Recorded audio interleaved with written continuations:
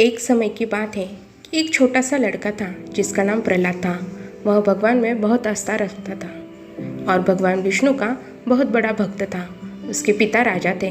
उनका नाम हिरण्यकश्यप था और वे बहुत बड़े नास्तिक थे। वे भगवान को नहीं मानते थे। उसके पिता बहुत अकड़ू और घमंडी थे।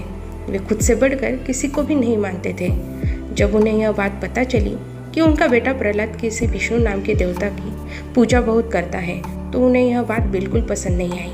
उन्होंने प्रहलाद को बहुत बार समझाया कि वह विष्णु की पूजा करना छोड़ दे, लेकिन प्रहलाद नहीं माना क्योंकि उसके तो तन मन व रोम रोम में विष्णु जी बसे थे। इस बात से आहत होकर हिरण्यकश्यप अपने बेटे प्रहलाद को सबक सिखाना चाहते थे। क्रोधित होकर हिरण्यकश्यप ने अपने गुरु को बुलाकर ऐसा कहा कि कुछ करो कि यह विष्णु का नाम रटना बंद कर दे। गुरु ने बहुत कोशिश की किंतु वे असफल रहे। तब असुरराज ने अपने पुत्र की हत्या का आदेश दे दिया। उसे विष दिया गया, उस पर तलवार से प्रहार किया गया, विषधरों के सामने छोड़ा गया, हाथियों के पैरों तले कुचलवाना चाहा, पर्वत से नीचे फेंकवाया, लेकिन ईश कृपा से प्रहलाद का बाल भी बाका नहीं हुआ। तब हिरण्यकश्यप ने अपनी बहन होलिका को बुलाकर कहा कि तुम प्रहलाद को लेकर अग्नि में बैठ जाओ, जिससे वह जलकर भस्म हो जाएगा।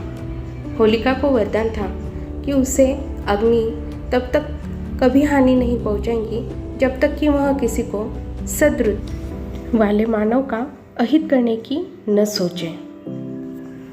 अपने भाई की बात मानकर होलिका ने भतीजे प्रहलाद की गोदी में लेकर अग्नि में बैठ गई। होलिका को भगवान शंकर से वरदान मिला हुआ था। उसे वरदान में एक ऐसी चादर मिली थी जिसे ओढ़ने पर अग्नि उसे जला नहीं सकती। होलिका उस चादर को ओढ़कर और प्रहलाद को अपनी गोद में लेकर अग्नि में बैठ गई, लेकिन वह चादर ओढ़कर प्रहलाद के ऊपर आ गई और प्रहलाद की जगह होलिका ही जल गई।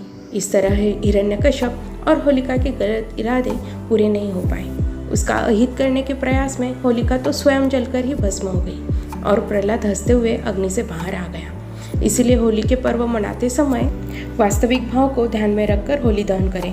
तब से होलिका दहन की परंपरा शुरू की गई। तो दोस्तों, प्रहलाद की कहानी से हमें यह सीख मिलती है कि भक्ति में बड़ी शक्ति होती है। अगर आप बिना डरे भगवान में पूरा विश्वास बनाए रखें तो वो आपकी हमेशा सहायता करेंगे और आपको हर मुश्किल से बाहर निकालेंगे। अगर आपको यह कहानी अच्छी लगी हो तो कृपया कमेंट करके हमें ज़रूर बताएं। Thank you.